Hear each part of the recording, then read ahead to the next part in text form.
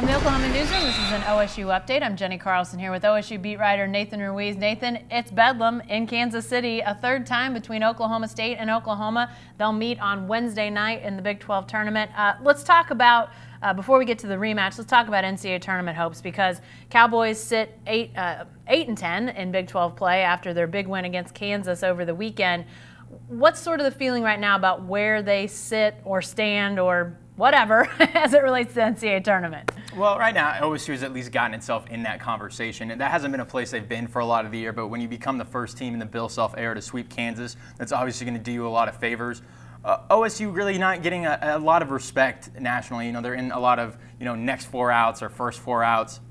Definitely on the bubble, but on the wrong side of it as of now. OSU probably going to have to win a game or two in Kansas City. Senior guard Jeffrey Carroll said that 2 is probably the magic number. If they beat OU, they play Kansas again. So going 3-0 against KU would obviously do them a lot of good. But right now they're a team that's at least in the conversation. Probably, if in all likelihood, a win against OU might be enough to get them in. It's just you don't know. It depends so much on what happens in other conferences and how other things sort out with the RPIs and all that. OSU's RPI right now in the 80s. No team with an RPI higher than 71 has made the NCAA tournament as an at-large. Obviously, OSU's easiest path in the NCAA tournament, I say easiest, would be to win the 4 games in Kansas City and get that automatic bid. But, of course, in the Big 12, no game is easily won. So, it wouldn't be a surprise if OSU made a run to the finals in Kansas City, but it also wouldn't be a surprise if they lost to OU. Well, if they're going to get any wins in Kansas City, they got to start with OU, obviously. Oklahoma, well known around here, swooning sort of towards the end of the season, not playing very well. Oklahoma State, the opposite of that, these last 4 games, playing great, got 2 more top 10 wins in those final 4 games. How does this matchup strike you, though, Nathan? Where these teams are right now, what's going to be important for the Cowboys in this one? Yeah, they're in much different places than they were the last time they met, much earlier in the season, about mid-January. But now, obviously, that was kind of the start of OU's dip, and OSU has just been on a constant roller coaster from that point. So now it's a team but they understand. You kind of saw the formula, I think, for OSU to beat the Sooners in Bedlam and Stillwater when Trae Young scores 48, but no one else scores in double digits. You look at their loss in Norman, and Brady Manick went off as well in addition to Trae Young. So it's a situation where if OSU is only letting Trae Young beat them, and that's true, I think, of most teams in the Big 12. That's something they've recognized. If Young is the guy beating you and no one else is doing a whole lot, you're going to be okay. So if OSU is kind of able to have maybe a similar effect on the rest of the Sooners, Trae Young is going to get his. But if OSU is able to limit everyone else, they should be able to come away with a victory. Where do you feel like this team's confidence is right now? Obviously, most people would say they're not in just yet. Myself and Bill Self included would say that they've got a resume that probably deserves to at least be in that conversation. But where's their confidence right now? Do they feel like after you beat Kansas, after you beat Texas Tech within the span of a couple weeks, that you have to like where you are? Or how are they sort of viewing all of this? It's kind of an interesting place to be, I would think. I think they're feeling as good as they have all season. They finally got consecutive conference wins, beating Iowa State and then beating Kansas.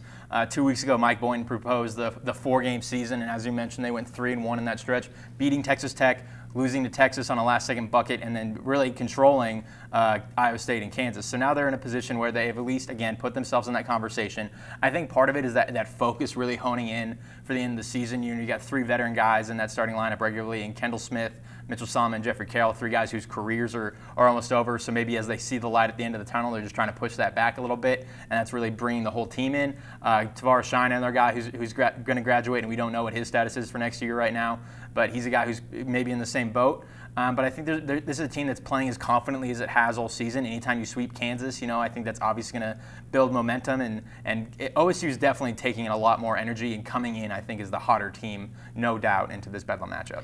Lastly, you talk about Kendall Smith and where he is, scores 25, game high in that Kansas game on Saturday, comes in with the shades, feeling good about his senior day experience. If you had to put somebody in the crosshairs in this matchup with the Sooners, would it be Kendall Smith? He's obviously going to be a guy that sees Trae Young a lot. Trae Young's probably going to be trying to guard him a bit.